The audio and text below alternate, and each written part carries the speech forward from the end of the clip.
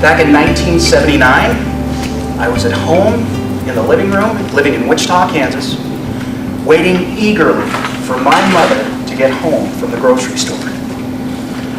I knew she was going to the grocery store that day, and I had one request. I said, Mom, when you're at that grocery store, please do one thing for me. Will you please buy me this? And I told her. See, in 1979, I was in 4th grade, and I had 4 friends that I was with every day at school. 2 girls and 2 boys. Their names were Julie, Gina, Paul, and Jay. We were inseparable. And I had a major crush on one of those people. And it wasn't Paul or Jay. It wasn't Gina. It was the love of my childhood, Julie. I'd had a crush on her since kindergarten. She had long brown hair. Back then, Crystal Gale, remember that? The 70s? She had the long Crystal Gale hair. You know, I'm thinking, oh my gosh, I was secretly in love with her. And finally, in 4th grade, I built up enough courage to ask her the question.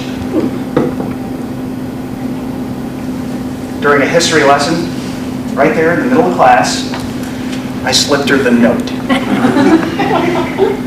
Does anybody know the note I'm talking about? I think you actually caught a glimpse of it here just a little while ago. Here was the note. You may have seen this before, you may have sent one, you may have received one when you were in elementary school. It's the note of, will you go with me? Now that when I was in the 70s, you didn't say to somebody, will you date me or whatever. It was, will you go with me? That's what we called it back then. Will you go with me? And as a 4th grader, what does go with you mean? I don't even know. I mean, what am I supposed to take her to the movies? I mean, I don't drive. But all I wanted was that yes. That's all I needed. Just give me that yes, and I know I'll feel loved. I'll feel needed, wanted. And so I waited, and I waited, hoping to God she wasn't going to put no or maybe. Maybe leaves things up for debate and questioning. We don't want that. We want that affirmative yes. So when Julie received that note, she looked around to some of the other people in the class, kind of grinned a little bit, smiled. People looked at her and smiled, and she went ahead and marked that note and sent it back to me. She said yes. Amazing. It was an amazing moment in my life. And I'm going to tell you this right now.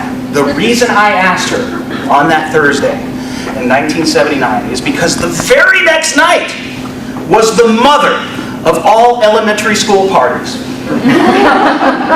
And I don't know if you know what I'm talking about. Some of you may have experienced this, but think about this, folks. The mother of all elementary school parties, and it's tomorrow night.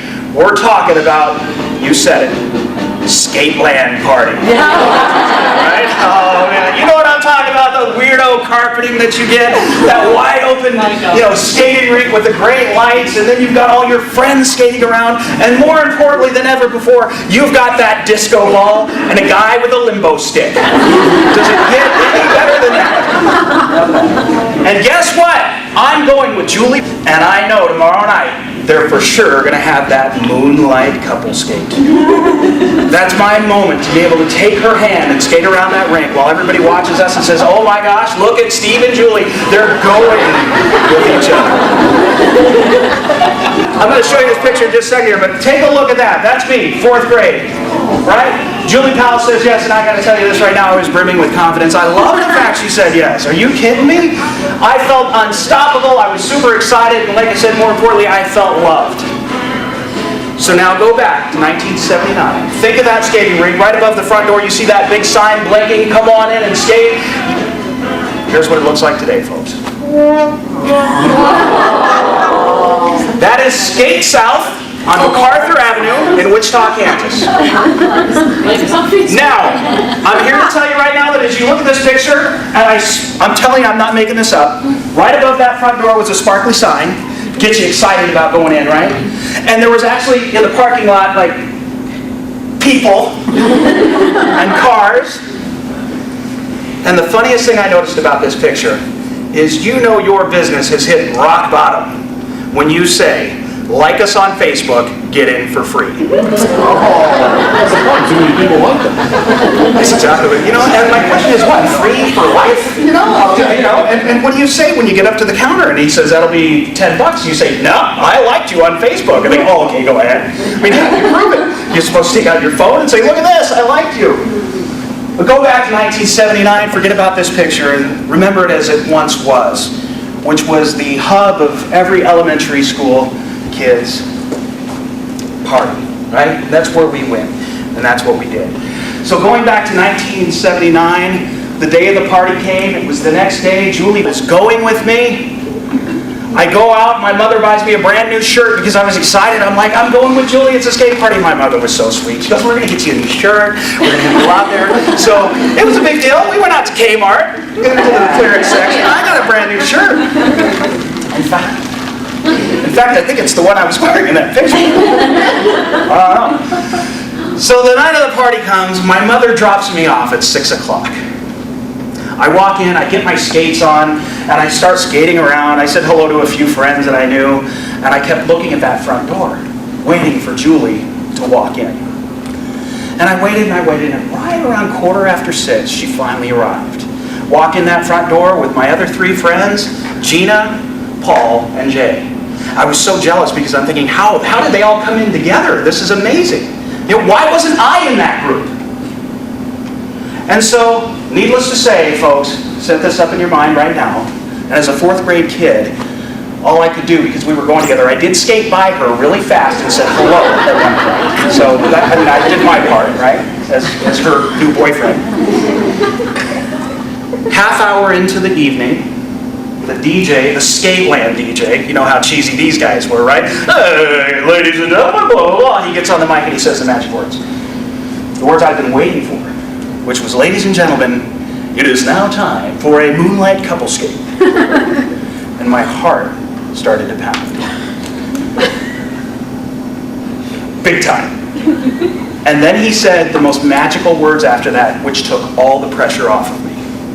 He said, this will be a slow lady's choice. I didn't even have to ask her. She's got to come to me. So I'm thinking, well, I got to make myself look free and available. So I'm standing there, I'm all by myself, I'm just looking around. I'm like, there's no Julie. I look over at the concession stand, no Julie. I look over at the locker room, no Julie. I look over at the pinball machines, because that was all we had back then, pinball. No Julie. I was thinking, where is she? Why isn't she coming up to me? Why isn't she asking me if I want to skate? I look over and my friend Paul skates over to me. He said, do you know that this whole thing was a joke? I said, what? He said, Julie was never going with you. Didn't you know that we all call you Freaky Face? And that hit me in the heart. I couldn't believe it. I looked out on the skating rink and there was Julie, hand in hand with Jay, skating around. Here was my reaction in slow motion.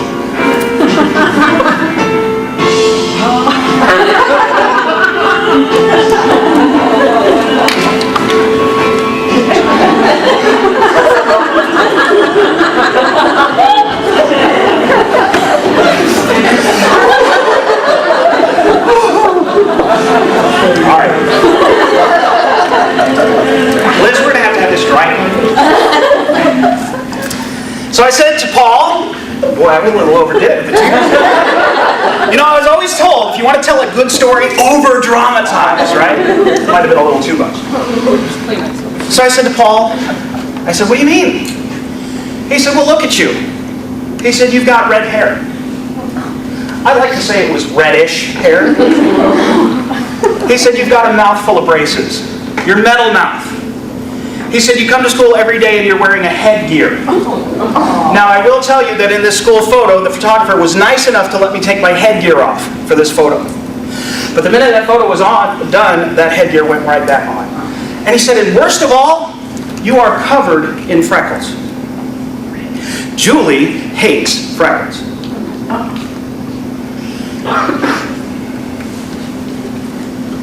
My mom picked me up at 8 o'clock that night. Said, how did the night go? I said, it went terrible. And I told her why. And she said, you know what?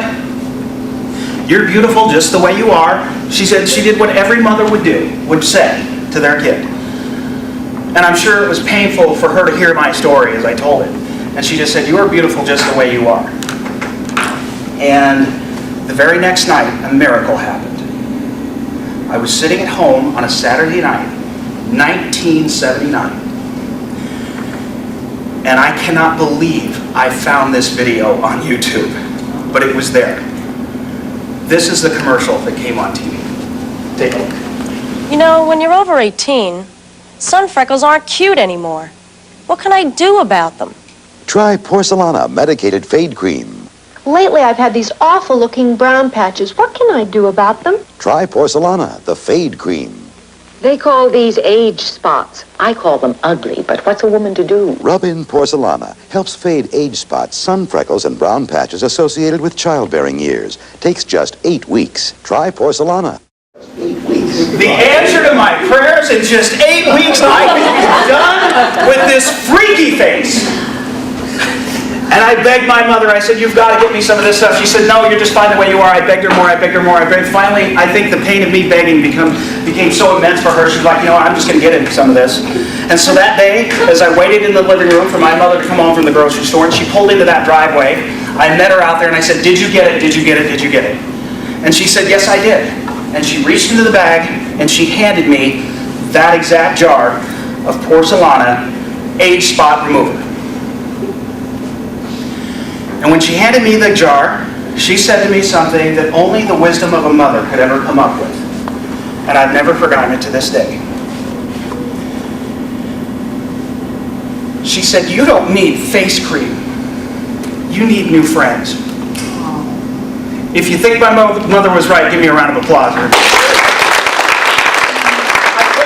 want to make to everybody here, and I had an amazing lunch today, folks. I was just over at Stokes, and I was with I just met a gentleman for the first time today. His name is Jim.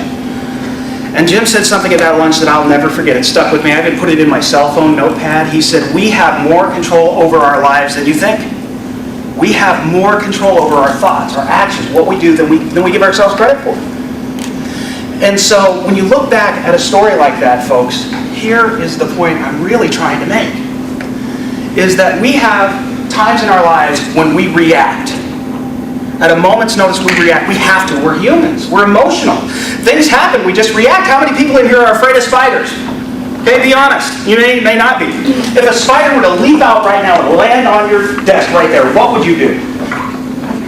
Okay, would you scream? Would you freak out? What if it landed on your shoulder? Who in here would freak out if a spider were to land on their shoulder right now? That is a reaction, right? That is you reacting. Responding is when you cease all judgment and you try to look at things more of an analytical way, and you try to, say, well, what would be the most productive route to take here? Now, there are times we just react. Like when that spider lands on your shoulder, you're going to react. It's just human nature. There's no time to respond when a spider lands on your shoulder. What are you supposed to do? Okay, listen, spider. We need to work through our issues here. And what I was thinking is, no, you don't do that, you react. But as adults in the working environment, we have got to stop, and we have to stop reacting and start responding. So, here's the moral of the story. When it comes to living with intention, you make the choice. Don't let other people make that choice for you. When I was asking my mom for that jar of Pond's skin spot remover or age spot remover, I had let the people around me make the choice for me. And that choice was, Steve, you're ugly. You have no choice but to beg your mom for Porcelana age spot remover and start smearing it all over your face. Now, if you think about the wisdom of a mother, she was right when she said, I don't need the cream, I need new friends. But at fourth grade, 9 years old, do you think I said, you know what, Mom, you're exactly right. I need to go get new friends. I'm just perfect the way I am. That is not how a fourth grader thinks. But we're at an age now where we can start making those intentional decisions on how we respond. Now, I'm not for 1 minute here telling anyone in this room that you should take the emotion out of what goes on in your daily lives. We are creatures of emotion, not logic. The car you bought was based on an emotional need. Maybe you like the way the stereo was or how the car rode. But we buy things every day based on emotional needs, not necessarily logical needs. How many people in this room have ever bought anything they couldn't afford? For those of you who don't have your hands up, liars! We buy things based on emotion, not necessarily logic. So I am not for a moment in this day telling anyone to not live with their emotions. not 1 second. But here is what I am saying. Always carry your heart with you. Always have that. But don't forget to bring your brain. And what that simply means, folks, is go ahead and have emotion, but know in a professional environment, when we're working with other people, sometimes we have to suspend judgment just for a moment and think about what we say and how we say it. And it's not always easy. That's why we talk about being intentional in your actions. So be intentional about always having your brain with you.